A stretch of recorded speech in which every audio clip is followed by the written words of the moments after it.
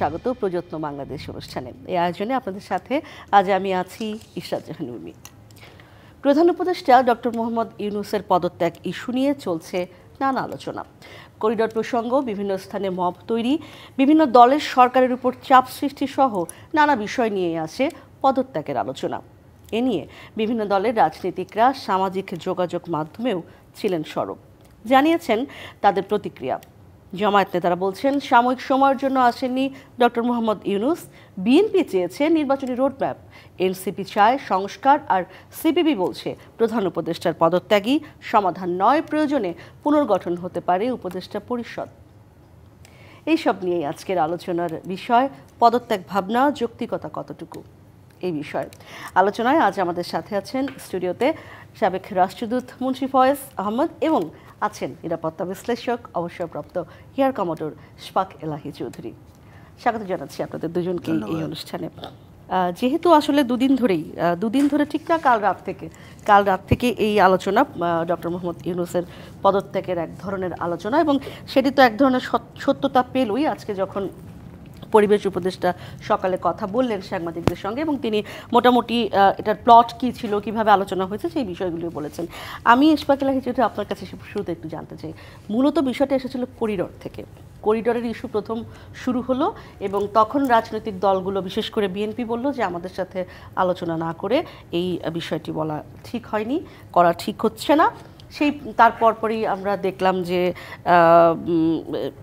প্রধান পররাষ্ট্র উপদেষ্টার যে বিষয়টি ছিল, তিনি বলেছিলেন যে এটি আমরা এক ধরনের সম্মতি দিয়েছি, এবং শেষ পর্যন্ত এসে নিরাপত্তা উপদেষ্টা বললেন যে না, এরকম কোনো আলোচনা হয়নি। সব মিলিয়ে বেশ একটা ধোঁয়াশা। এই ধোঁয়াশাটা যদি আপনি একটু আপনার জায়গা থেকে পরিষ্কার করেন, করিডোর আসলে কি, এটা বোঝাতে চাই আমি দর্শকদের। না, করিডোরটা হচ্ছে একটা জিওগ্রাফিক্যাল, বলবো যে এটা রোড হতে পারে, একটা আকাশে একটা প্যাসেজ হতে পারে, যেখানে একটা বিশেষ কারণে আমাদের এখানে কেউ ডিস্টার্ব করবে না, আনডিস্টার্বড একটা ফ্লো অফ ট্রাফিক। সেটা দিয়ে সাগর দিয়ে হতে পারে, ল্যান্ড দিয়ে হতে পারে, আকাশ দিয়ে হতে পারে, কিন্তু এটা জিওগ্রাফিক্যালি ডিজাইন হবে এই পয়েন্ট থেকে এই পয়েন্ট, এবং এদিকে 5 মাইল, এদিকে 5 মাইল, বা এদিকে 2 মাইল, এদিকে 2 মাইল হতে পারে। এবং আমরা যেমন আমরা দেখেছি যে বিভিন্ন এই কনফ্লিক্টের ক্ষেত্রে আপনার আফ্রিকাতে হচ্ছে, বা গাজাতে হচ্ছে, বা আমরা ইউগোস্লাভিয়া যখন বৃহৎযুদ্ধ চললো, তখনও এইসব ত্রাণ সামগ্রী পাঠানোর জন্য যেসব ওয়ারিং ফ্যাকশন আছে, যারা যুদ্ধে লিপ্ত থাকে, তাদের সবার সম্মতি নিয়ে আমরা একটা করিডোর পাঠানো হয়। সেখানে কেবলমাত্র ত্রাণ সামগ্রী, মানবিক সহায়তা, খাদ্য সামগ্রী, ঔষধপত্র যাবে। এটা তো বাংলাদেশে তো আজকে জিনিসটা গত 2-3 দিন থেকে আলোচনায় এভাবে আসছে, কিন্তু গত কয়েক মাস থেকে কিন্তু আলোচনা ছিল, এবং আমি নিজেও এ সম্বন্ধে লিখেছি, এ সম্বন্ধে বিভিন্ন চ্যানেলে আমরা কথাবার্তা বলেছি যে এগুলো করতে হলে, যেমন প্রথমে ছিল যে বাংলাদেশের ভিতর দিয়ে আপনার যেসব রোহিঙ্গা মায়ানমারের ভিতরে এখনও রয়ে গেছে, এবং সেখানে একটা দুর্ভিক্ষাবস্থা বিরাজ করছে, খাওয়ার জন্য, কৃষির ফেইলিয়ার জন্য, অলসো একটা সিভিল ওয়ার সেখানে চলছে। তো তাদের কাছে পাঠানোর জন্য ইন প্রিন্সিপাল তো আমরা চাইবো যে যারা মানুষ যেখানেই পৃথিবীর, যেখানে সেটা ফিলিস্তিন হোক, আর সেটা মালি হোক, আর কঙ্গো হোক, আর আমার ঘরের পাশে মায়ানমারে হোক, তাদের পৌঁছানো উচিত। কিন্তু যে প্রসিজারটা আসছিল যে চট্টগ্রাম বন্দর থেকে ব্যবহার করে আমাদের বাই রোড যাবে সে সীমান্ত থেকে ওপারে মায়ানমারে যাবে, এটা আলোচনা ছিল। তখন আমিও বলেছিলাম তখন যে দেখেন এটা তাহলে 4টা পার্টি ইনভলভ হয়ে যায় এখানে, জাতিসংঘ, বাংলাদেশ সরকার, তারপরে আরাকান আর্মি, তারপরে মূল তো আমাদের অল্টারনেট, আমি বলেছিলাম যে অল্টারনেট হতে পারতো যে সিতাওয়ে বন্দর, যেটা ওল্ড আকিয়াব, যেটা আরাকান রাখাইন স্টেটে, সেখানে একদম ফুল ফ্লেজেড বন্দর আছে, একটা এয়ারপোর্ট আছে। জাতিসংঘ যদি চায় ওই সব মানবতার জন্য, তাহলে ডাইরেক্ট, আমি যদি একটু আসলে ছোট্ট সহজ করে দর্শকদের যদি বলতে চাই, আমরা মোটামুটি জানি যে আসলে করিডোর, আমি যদিও প্রশ্নটা করেছিলাম যে করিডোর কি, প্রশ্নটা ঠিক প্রশ্ন, মোটামুটি লোকজন এখন বুঝে গেছে করিডোর, কিন্তু প্রশ্ন হচ্ছে যে এই করিডোরে আসলে আপত্তিটার কারণ কি ছিল, সাধারণ মানুষ যে রিয়্যাক্ট করলো। সব থেকে বড় জিনিস যেটা হয়েছিল ট্রান্সপারেন্সি। আপনারা একটা ডিসিশন নিচ্ছেন, কিন্তু জনগণ সবই ভাষা আমরা পত্রপত্রিকায় পড়ছি বা মিডিয়াতে পড়ছি, সরকার থেকে কোনো কিছু বলা হচ্ছে না। তারপরে যে কনফ্লিক্টিং রিপোর্টসগুলো আসছে, যেটা আপনি বললেন যে পররাষ্ট্র সচিব এক কথা বলছেন এবং সর্বশেষ উপদেষ্টা বলেছেন এক কথা, নিরাপত্তা এবং এখানের মধ্যে আমাদের বিভিন্ন one of the primary stakeholder হচ্ছে বাংলাদেশ সশস্ত্র বাহিনী। সশস্ত্র, কারণ এখানে যদি এটা যেতে হয়, এটা একটা ওখানে একটা যুদ্ধাবস্থা বিরাজ করছে। আমরা ইতিমধ্যে জেনেছি যে আমরা তো রোহিঙ্গাদের পাঠাতে তো পারিনি, আরও লক্ষ লক্ষ রোহিঙ্গা ওখান থেকে আসছে এবং স্রোত চলে আসছে। তো এখানে that means there is serious security problem. কিন্তু সেখানে আমাদের যেটা পরশুদিন তার আগের দিন যে সেনাবাহিনী প্রধান যে বললেন, দরবারে তিনি বললেন যে আমাদেরকে এখানে কোনো কনসাল্টই করা হয়নি, এবং উনি বলেছেন যে করিডোর শব্দটা ইউজ করেছেন। That is something very serious. একটা গভর্নেন্সের মধ্যে যদি বিভিন্ন এক তো হচ্ছে ফরেন মিনিস্ট্রি এক কথা বলছে, নিরাপত্তা অ্যাডভাইজার এক কথা বলছেন, সেনাবাহিনী বলছে আমরা জানি না, তাহলে জিনিসটা ঘটলো কেন? আমি আবারও আপনার কাছে ফিরবো। আমি একটু মুন্সি ফয়েজ আহমদ আপনার কাছে জানতে চাই, তার মানে কি আসলে এই যে পদত্যাগের বিষয়টি আসলে এলো কাল রাত থেকে, এটির তো শুরু আসলে যেহেতু করিডোর থেকেই, আমি সে কারণেই আসলে ওই করিডোরের প্রসঙ্গটা টানলাম। ট্রান্সপারেন্সি কি আসলে এখানে মূল ইস্যু কিনা, আপনার কি মনে হয়? ট্রান্সপারেন্সি একটি অত্যন্ত বড় ইস্যু, কিন্তু এই করিডোরটাই যে পদত্যাগের প্রধান বা একমাত্র কারণ তা নয়। স্বচ্ছতা কি একদম প্রথম থেকেই সরকারের একটা লক্ষ্যহীনতা, যে কি করতে চাচ্ছে সরকার সেই জিনিসটা নিয়েই তো লক্ষ্যহীনতা, সিদ্ধান্তহীনতা যেভাবে বলেন, সেই জিনিসটা তো মানুষ বুঝতে পারছে না। এই 5ই আগস্টের ইয়েটা হলো কি, যে স্বৈরাচারের বিরুদ্ধে, স্বৈরাচার বলতে কি বোঝানো হলো, যে সরকার মানুষের গণতান্ত্রিক অধিকার কেড়ে নিয়েছে, ভোট ঠিক মতন হচ্ছে না, ভোট দিতে দিচ্ছে না মানুষকে, এইসব নিয়ে এইগুলো একটা বড় অভিযোগ ছিল। আর বড় অভিযোগ ছিল কি, দুর্নীতি। আর বড় অভিযোগ ছিল কি, যে জিনিসপত্রের দাম বা কি বলে মূল্যস্ফীতি। আর কিছু বাদ দেই, খালি এই তিনটা যদি আমরা ধরি, এই তিনটার দিকে কি সরকার খুব বেশি নজর দিতে পেরেছে? মূল্যস্ফীতি কিছুটা নিয়ন্ত্রণে রয়েছে, সেটা কি সরকারের নিয়ন্ত্রণে হয়েছে নাকি না ন্যাচারাল প্রগ্রেসে কখনো দাম কমে কখনো দাম বাড়ে?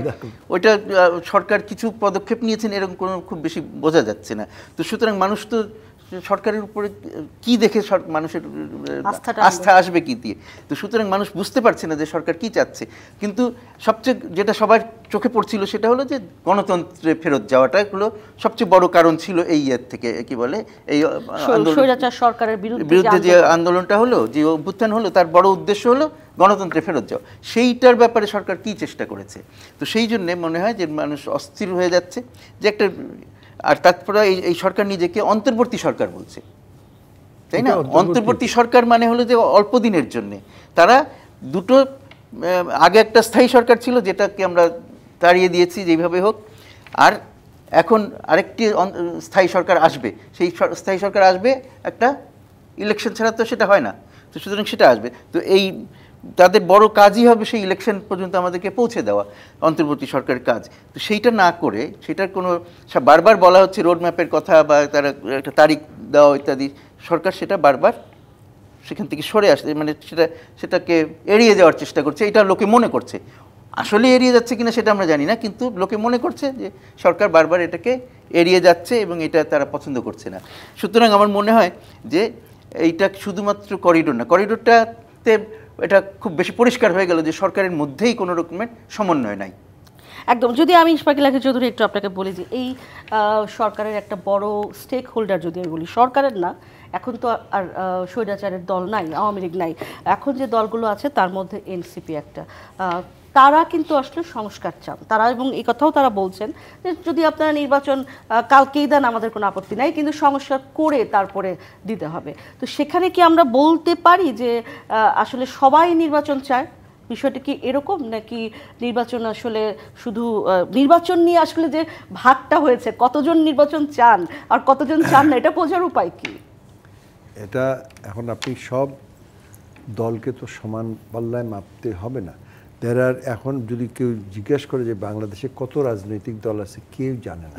প্রত্যেক সপ্তাহে সপ্তাহে একটা দুইটা করে নতুন রাজনৈতিক দল আসছে। এনসিপির কথা বললেন, মানলাম যে তাদের লিডারশিপে তারা এই গত ছাত্র ইয়েতে তারা খুব অ্যাক্টিভ ছিল, সামনের সারিতে ছিল, কিন্তু আরও সবাই তো ছিল। আজ পর্যন্ত যে দলটার একটা কোনো ম্যানিফেস্টো নাই, যে দলটার একটা কোনো সিম্বল বানাতে পারে নাই, যে দলটা এখনও রেজিস্টার্ড হয়নি, যে দলটা ঢাকার বাইরে তার আদৌ কোনো অস্তিত্ব আছে কিনা সেটা আমরা জানি না। ঢাকার ভিতরে যে অর্গানাইজেশন, বাস্তবতা বলে একটা বিষয় আছে, ইটস নট। সো আপনি তার থেকে বড় ইম্পর্টেন্ট আমরা যে সব থেকে বড় দল এখন বলতে গেলে তো বিএনপি আছে। সুতরাং সরকারকে তাদেরকে আনতে হবে। তারা বারবার বলছে, তারা কিন্তু এবং কি তারা অনেক ক্ষেত্রে এরকম বলেছেন যে তারা দেখা করতে চেয়েও তারা দেখা করতে পারছেন না, এই ধরনের কমপ্লেইনও আসছে। অথচ এনসিপির সদস্যরা যদি রাত্রেবেলা যে সোজা অ্যাক্সেস পায়, এখানে যে আমরা বৈষম্যহীন সমাজ ব্যবস্থার কথা বলছিলাম, এখানে তো বৈষম্য থাকলো না। তবে আরেকটা জিনিস ওই যেটা আমাদের ইয়ে বলেছেন মুন্সি ফয়েজ সাহেব যেটা বলেছেন যে corridor is not the main issue. আপনি দেখেন যেটা আর্মি চিফ তার বক্তব্যে বলেছেন যে আইন শৃঙ্খলা পরিস্থিতি একটা সাধারণ নাগরিক, সে আপনার গুলশানে থাকুক বা ধানমন্ডিতে থাকুক অথবা একদম তারাকে এফেক্টেড হচ্ছে। এবং প্রথম দিকে ধরেন এক সপ্তাহ মানে নিলাম দেশে একটা পরিস্থিতি মেনে নিলাম, এখন যদি আজকে পরশুদিন যেটা ধানমন্ডিতে যে ঘটনা ঘটলো এবং সেখানে মব সৃষ্টি করা হচ্ছে, এবং I give credit to that OC তারা গ্রেপ্তার, তারা দরজা ভেঙে তারা ঢুকে ওখানে লুটপাট করবে। এবং কখন যে কার বাড়িতে আক্রমণ হবে আপনি জানেন না, কার অফিসে আক্রমণ হবে জানেন না। এবং এই ধরনের একই জিনিসটা আমাদের অর্থনীতিতে এফেক্ট করছে। আমরা চাচ্ছি যে দেশে ইনভেস্টমেন্ট হোক, কিন্তু আপনারা জানেন যে অ্যাকচুয়ালি কোনো ইনভেস্টমেন্ট আসে নাই, এবং জিরো ফরেন ডাইরেক্ট ইনভেস্ট। যে দেশে নিজের লোকই ইনভেস্ট করছে না, সেখানে বাইরে থেকে কীভাবে ইনভেস্টমেন্ট হবে? শিক্ষার ব্যবস্থা আমি বলি যেসব ভালো ভালো ইনস্টিটিউশন ছিল, আমি নিজে একটা বিশ্ববিদ্যালয়ে আছি এবং ইউ ক্যান প্রাউডলি সে যে 13ই আগস্ট কি 14ই আগস্টে আমরা ক্লাসে ঢুকেছি, এবং আজকেও এই মুহূর্তে ইভেন ফ্রাইডে স্যাটারডে আমরা ক্লাস করছি বা পরীক্ষা হচ্ছে, কিন্তু সব জায়গায় হচ্ছে না। এই যে আমি দেখেন আজকে যখন ন্যাশনাল ইউনিভার্সিটির ভাইস চ্যান্সেলরকে মারে এবং উনি বলেছেন যে আমি আহত হয়েছি, আমাকে মেরেছে, অটোপাস দিব না, কিন্তু বাচ্চারা কি ইয়েতে গিয়ে অটোপাস নিয়ে আসে নাই? অনেক ক্ষেত্রে এরকম হচ্ছে। তো এই যে অব্যবস্থাগুলো, এটারই কিন্তু সর্বশেষ যে রিফ্লেকশন যেটা আসছে সেনাবাহিনীর তরফ থেকে, উনি কিন্তু they reflected the opinion of the ordinary people, এবং এটার পিছনে সাপোর্ট আছে অর্ডিনারি পিপল। এখন আমি যদি একটা প্রশ্ন একটু করি, আপনাদের দুজনকেই করবো, হয়তো এটা বিরতির সময় যেতে হবে, যে সেনাপ্রধানকে এই কথাটা অনেক দেরি করে বললেন। আরও আগে আসলে আমরা আশা করতাম যে আরও আগে নাকি তিনি আসলে পরিস্থিতি দেখলেন, এটা যদি একটু বলেন মুন্সি ফয়েজ বলেন। এক নম্বর হলো কোনো সময় খুব আর্লি না, আবার কখনোই খুব লেট না। আগে করলেও ইয়ে করা হতো, দোষ দেওয়া হতো যে একটু ধৈর্য ধরা উচিত ছিল, আবার এখন করাতে বলা হচ্ছে যে আরও আগে করা উচিত ছিল। সুতরাং ওইটার কোনো সদুত্তর দেওয়া সম্ভব না। কিন্তু কথাটা হলো যে আমরা যেটা দেখতেছি বাইরে থেকে, যে সেনা প্রধান ধৈর্য ধরেছেন, এটা ভালো, এবং নাইলে আরও আগে সমস্যা তৈরি হতে পারতো হয়তো। কিন্তু এখন একটা জিনিস হয়েছে কি, যেটা মনে হয় দেখে যে এই সেনা বাহিনীর কাঁধে ভর দিয়ে তো এই সরকার এসছে।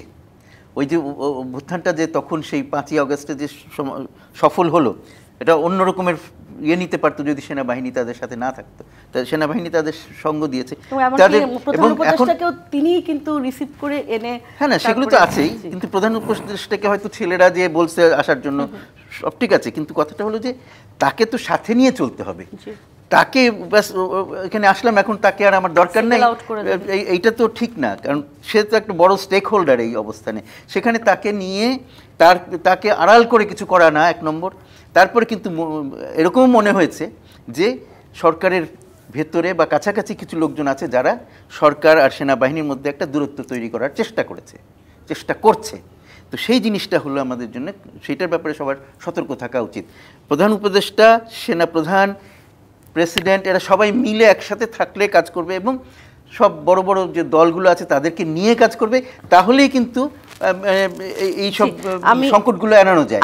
কিন্তু সেই সংকটটা এড়ানোর চেষ্টা না করে বরং সংকটটাকে বাড়তে দেওয়া হচ্ছে। একটা বিরতির সময় পৌঁছে গেছি। পদত্যাগ ভাবনা যৌক্তিকতা কতটুকু, এটা যেহেতু আমাদের বিষয়, এই বিষয়ে আমরা আলোচনায় ফিরবো একটা বিরতির পর। প্রযত্নে বাংলাদেশ অনুষ্ঠানে একটা বিরতি নিচ্ছি, থাকুন আমাদের সাথে। আবারও স্বাগত প্রযত্নে বাংলাদেশ অনুষ্ঠানে। আজ কথা বলছি পদত্যাগ ভাবনা যৌক্তিকতা কতটুকু, এই বিষয়ে আলোচনায় আজ আমাদের সাথে স্টুডিওতে আছেন সাবেক রাষ্ট্রদূত মুন্সি ফয়েজ আহমেদ এবং আছেন নিরাপত্তা বিশ্লেষক অবসরপ্রাপ্ত ইয়ার কমোডোর ইশফাক এলাহি চৌধুরী। আমরা যেহেতু আসলে পদত্যাগ ভাবনা যৌক্তিকতা কতটুকু সেই বিষয় নিয়ে যদি একটু কথা বলি, দুজনের কাছেই আসলে জানতে চাইছিলাম এর আগে যে আসলে এখন নির্বাচনী রোডম্যাপের কথা আপনারা দুজনেই বলছেন এবং বড় দল বিএনপি তারাও বলছে, কিন্তু এটা বোঝা যাচ্ছে না যে কতজন আসলে নির্বাচন চান আর কতজন চান না, কারণ খুব একটা বোঝার উপায় আসলে নাই। আমাদের বিভিন্ন রিপোর্ট থেকে আমরা আসলে ঠিক ধরতে পারি না যে আসলে কি সংস্কার আগে নাকি নির্বাচন আগে, এবং সব মিলিয়ে যে একটা এলোমেলো মেসি একটা অবস্থা। এবং যদি সত্যি আমার প্রশ্ন যে পদত্যাগ যদি উনি এরকম কোনো ভাবনা ভেবে থাকেন এবং এরকম যদি ঘটতো তাহলে আসলে কি হতো, সাংবিধানিক কোনো ঝামেলায় বাংলাদেশ পড়তো কিনা, অথবা সাংবিধানিক বাদ দিলাম, কি ঘটতো আসলে, কি মনে হয়? আচ্ছা, এক তো হচ্ছে যে আমরা যেরকম ওই সময় আপনার শেখ হাসিনার দেশ ছেড়ে চলে যাওয়ার পরে তো একটা ভ্যাকুয়াম ছিল, 2-3 দিন আমরা ভ্যাকুয়াম ছিলাম, সেখানে আমরা ওনাকে খুঁজে পেয়েছি, তাই না? এর আগেও কিন্তু আপনি যদি দেখেন 2006-07 সালের দিকে যখন হয়েছিল তখনও ওনাকে অনুরোধ করা হয়েছিল এবং তখন উনি রাজি হন নাই। না, তারও আগে বোধহয় একবার উনি বলে যেটা সেই সময় উনি উনি তো তখন দল গঠন করার চেষ্টা করেছেন, which did not work out। এখন উনি, আমরা তো র্যাঙ্ক অ্যান্ড ফাইল সারা দেশ উনাকে ওয়েলকাম করেছে এবং I still think that he has the confidence of vast majority of people. বাংলাদেশের এক বিরাট সংখ্যাধিক্য মানুষ তাকে সমর্থন করে, কিন্তু যেসব প্রবলেমগুলো বললাম যে মানুষেরও একটা ধৈর্য, এক্সপেকটেশন আছে, এবং এই এক্সপেকটেশনের মধ্যে সব থেকে ইম্পর্ট্যান্ট এক্সপেকটেশন হচ্ছে যে একটা বাংলাদেশে একটা আমরা নির্বাচিত সরকার, যেটা which is elected, freely elected. বাংলাদেশের এই যেটা শেখ হাসিনার পতনের একটা বড় কারণ ছিল যে 3টা নির্বাচনে সত্যিকার অর্থে মানুষ ইয়েস, উনি তখন বলেছেন যে ডেভেলপমেন্ট তো হচ্ছে, কিন্তু বাংলাদেশের মন মানসিকতা, আমাদের যেটা হোল বাংলাদেশের মুভমেন্টের যেটা, ওই যে আপনি যদি আরো অতীতে আমরা দেখেছি, আমরা ছাত্র ছিলাম, অ্যাক্টিভিস্ট ছিলাম, সারা পৃথিবীতে মানুষ অনেক দেশে আপনি চালিয়ে যেতে পারেন 20 বছর 25 বছর। আজকে সিঙ্গাপুরের মতো দেশ আজকে বোধহয় 60 বছর ধরে ওই একই পার্টি চলছে, মালয়েশিয়াতে চলছে। বাংলাদেশে এটা হয় না, কিন্তু মানুষ এভরি একটা টাইম একটা কিছু পরে তারা রেস্টলেস হয়ে যায়। They should understand, I am sure he understand this thing. এখন যেটা হয়েছে যে এই যে বললাম যে বিভিন্ন দল মিলতেছে না, ঢাকা শহর বলতে গেলে এটা যদি রাজধানী হয়, এখানে তো একটা অসম্ভব অবস্থা, প্রত্যেকে তার দাবি দেওয়া নিয়ে আসতেছে এবং সমস্ত সিভিক ইয়েগুলো বন্ধ। বলতে গেলে আমি সকালে বেরোলে আমাকে প্ল্যান করতে হয় কোন রাস্তা দিয়ে যাবো, এইভাবে কোনো দেশের রাজধানী চলতে পারে না। এবং একটা পুলিশ এবং দেখা যাচ্ছে যে তারা নীরব দর্শকের মতো, তাদেরও কোনো মোরালিস ডাউন। আজকে 1 মাস 2 মাস 3 মাস 6 মাস হয়ে গেল, তাদের অর্গানাইজেশনসগুলো আসতেছে না। আজকে একজন ওসিকে এখানে পোস্টিং করছেন, পরের দিন তাকে সে আরেক জায়গায় চলে যাচ্ছে। একজন এসপি আজকে আছেন, কালকে উনি ওএসডি যাচ্ছেন, আরেকজন আসছেন। ইউসি, আইন শৃঙ্খলার একটা বিরাট সমস্যা। আরেকটা বড় সমস্যা যেটা জনমনে একটা বিরাট যে এই যে থানাগুলো লুট হয়েছিল, সেখানে যেসব অস্ত্র বেরিয়ে গেছে, সেই অস্ত্রগুলো কিন্তু একটা বিরাট অংশ রিকভার হয়নি, এবং যেসব ক্রিমিনালস বেরিয়ে গেছে ইনক্লুডিং দ্য সাজাপ্রাপ্ত, মৃত্যুদণ্ডপ্রাপ্ত এবং আপনার জঙ্গি যারা হয়েছে, তারা তো ফেরত, হোয়ার আর দে? তারা তো আমাদের মাঝে ঘুরে বেড়াচ্ছে।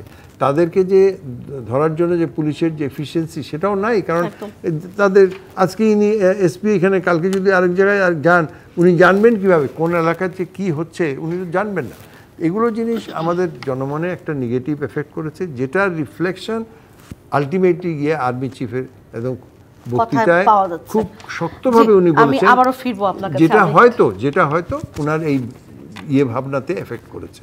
ওনার পদত্যাগের ভাবনা। একদম আমি সেই একই জায়গাতে আপনার কাছে আসতে চাই যে আসলে ঠিক কোন জায়গা থেকে ওনার এই ভাবনাটা ওনার কাছে ছিল। যদিও আজকে বলছিলেন রেজওয়ানা হাসান যে তাদের বৈঠকের পর ওনারা কথা বলছিলেন এবং তখন তিনি কিছুটা হতাশ যে এরকম যদি চলতে থাকে তাহলে কিভাবে আসলে চালাবো।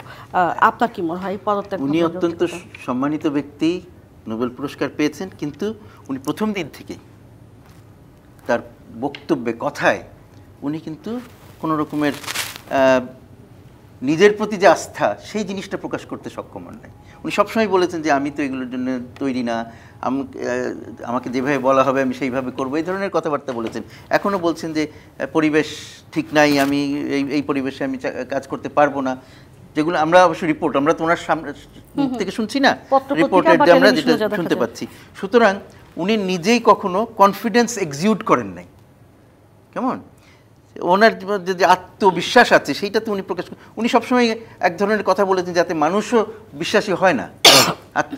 উনি যদি নিজে আত্মবিশ্বাসী হন তখন মানুষ তাকে বিশ্বাস করতে চাইবে, কিন্তু উনি নিজেই যখন বিশ্বাসী না তখন মানুষ খুঁজবে হ্যাঁ তাই তো ওনার এইখানে গণ্ডগোল হচ্ছে, ওখানে গণ্ডগোল হচ্ছে। আমরা প্রথমে যেমন অনেকগুলো 3টা জিনিসের কথা বললাম, দুর্নীতি, মূল্যস্ফীতি, এগুলো না ইলেকশনের কথা বললাম, আর এখন বলছি যে এর সাথে যোগ হচ্ছে আরও কি, যেগুলো আইন শৃঙ্খলা পরিস্থিতি, মানে পুলিশের কাজ নেই একদম, আইন আদালত পুরোপুরি ভেঙে গেছে মনে হয়। আসামি যখন নিয়ে যাওয়া হচ্ছে কোনো না কোনোভাবে কোনো রকমের না, তাছাড়া কোনো রকমের চাপ দিয়ে হয়তো একজন ছাড়া পেয়ে যাচ্ছে, আরেকজনের কোনো দোষ নাই কিন্তু তাকে ইয়ে হিসাবে, তাকে খুনি হিসাবে তাকে ইয়ে করে দেওয়া হলো। এগুলো সবাই তো লোকে দেখতে পায় তো, তাই না? আচ্ছা, তারপরে কি হলো, প্রশাসন পুরোপুরি স্থবির হয়ে গেছে, প্রশাসনে কোনো রকমের গতি নেই। তো সেইগুলো অ্যাড্রেস করার কোনো চেষ্টা তো আমরা দেখতে পাচ্ছি না। তো এর ফলে মানুষের আস্থা কোথার থেকে আসবে?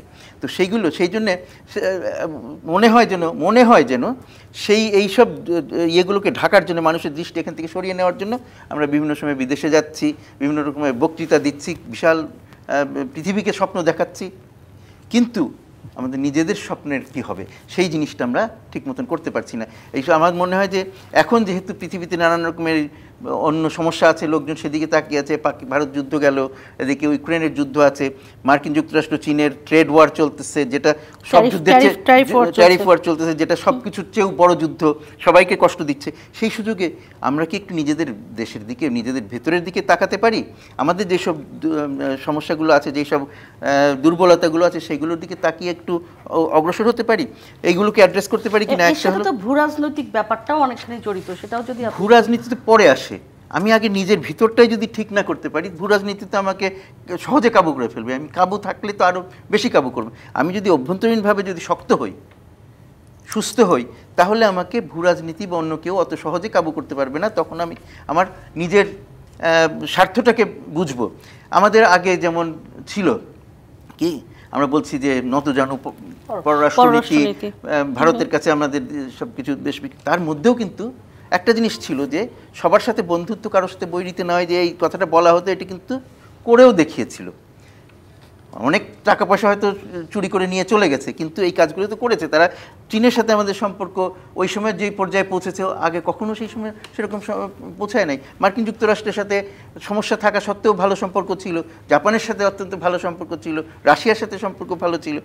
সেগুলোকে আমরা কি নতুন করে, কারণ এই আমাদের যে অভ্যুত্থানের ফলে একটা ধাক্কা লেগেছে সবগুলোতেই, সেগুলো রিভিজিট করার মানে খুব সাকসেসফুল এফার্টস কিছু দেখি না। কিছু এফার্টস হয়েছে, কিন্তু সাকসেসফুল এফার্টস কি আমরা দেখতে পাচ্ছি? সেই জন্যে কিন্তু, আর সেগুলো তো বড় কথা না, বড় কথা হলো অভ্যন্তরীণ সমস্যাগুলোকে আমাদের মিট করতে হবে, তারপরে ওগুলো করতে হবে। আমি একদম ইশফাক লেখা যদি আপনার কাছে একটু আসতে চাই, 1 মিনিট শুনে তারপর একটা কথা জাস্ট বলে নিতে চাই। আপনি জিজ্ঞেস করেছিলেন সংস্কার না নির্বাচন আগে। সংস্কার তো চলতেই থাকবে, সংস্কার কোনোদিন শেষ হবে? সংস্কার সবসময় চলতে থাকবে। সুতরাং মিনিমাম যে সংস্কার না করলেই নয়, যেমন ইলেকশনের ব্যবস্থায় কেন ইলেকশনে এত সমস্যা হয়েছিল, ত্রুটি হয়েছিল, সেইগুলোকে অ্যাড্রেস করে একটা ভালো ইলেকশন করে ফেলা, এটা হলো সবচেয়ে গুরুত্বপূর্ণ। অন্য সংস্কার চলতে থাকে। আমি 30 সেকেন্ড শুনে বিরতির থেকে ফিরে আবারও ভালো মতো শুনবো। এই প্রশ্নটাই এইটাই আমি বলবো যে সংস্কার একটা কন্টিনিউয়াস প্রসেস। আমাকে ফোকাস করতে হবে ইলেকশনের, কারণ একটা অলরেডি কয়েক মাস, 8 মাস 9 মাস হয়ে গেছে একটা অনির্বাচিত সরকার বাংলাদেশে আছে। এটা নির্বাচিত এবং অন্তর্বর্তী, এবং এটাকে অতি দ্রুত একটা নির্বাচিত সরকার, যেটা which will truly reflect the opinion of the people, জনগণের ইয়েতে। সুতরাং একটা সুন্দর নির্বাচন হবে, সবাই ফ্রিলি পার্টিসিপেটিভ, এবং সেটা যখন যদি সেই সরকারটা আসে then they can do lot of সংস্কার। কারণ আমার আরো অনেকগুলো প্রশ্ন আছে আপনাদের দুজনের কাছে, আমি একটা বিরতি থেকে ফিরে এসে প্রশ্নগুলো করি, তা না হলে গুছিয়ে শুনতে পারবো না। প্রযত্ন বাংলাদেশ অনুষ্ঠানে আবারও একটা বিরতি, সঙ্গে থাকুন, ফিরছি বিরতির পর। আবারও স্বাগত প্রযত্ন বাংলাদেশ অনুষ্ঠানে। আজ কথা বলছি পদত্যাগ ভাবনা যৌক্তিকতা কতটুকু। আমরা কথা বলছিলাম আসলে প্রধান উপদেষ্টার পদত্যাগ ভাবনা নিয়ে, যেখানে ছিলাম ইশফাকুল আলম চৌধুরী, যেটি মুশফিক আহমেদ কিছুটা পরিষ্কার করেছেন যে সংস্কার তো চলতেই থাকবে, সংস্কারের নামে অনেক সময় ক্ষেপণ করার আসলে কোনো কারণ নাই। কিন্তু আরেকটা এখানে ইস্যু আছে, সেটা হচ্ছে যে জুলাই হত্যার সঙ্গে যারা জড়িত তাদের বিচারের বিষয়েও কিন্তু একইভাবে এনসিপি এবং বিশেষ করে যারা জুলাই আন্দোলনের গণ অভ্যুত্থানের স্টেক হোল্ডার তারা বলছেন। সো এই জায়গা থেকে কি সমাধানটা কি হতে পারে? আমার পরিষ্কার বক্তব্য হচ্ছে যে বিচারিক প্রক্রিয়া চলবে, বিচারিক প্রক্রিয়া চলবে, কিন্তু আমরা জানি বাংলাদেশের সত্যিকার অর্থে যদি বিচার করতে হয় ইট টেকস ইয়ার্স টুগেদার।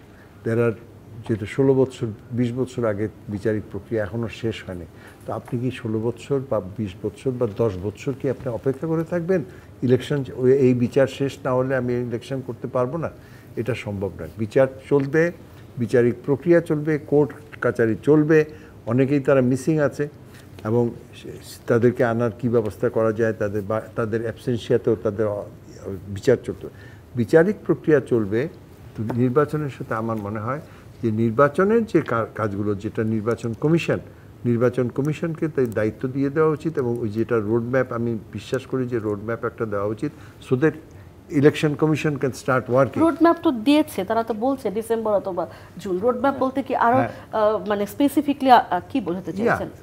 সেটাই তো এখন বলতেছে December June, but major political party, আমি আবার বিএনপির কথা বলবো, এবং যেটা আর্মি চিফও বলেছেন যে ডিসেম্বরের মধ্যে এটা করা সম্ভব। কারণ এতদিন আর্মি এই অনির্বাচিত সরকারের ইয়েতে আর্মি পুলিশের কাজ করতে পারবে না, তো তাদের সরে আসতে হবে। সেই জন্যই ডিসেম্বরটা বলেছে।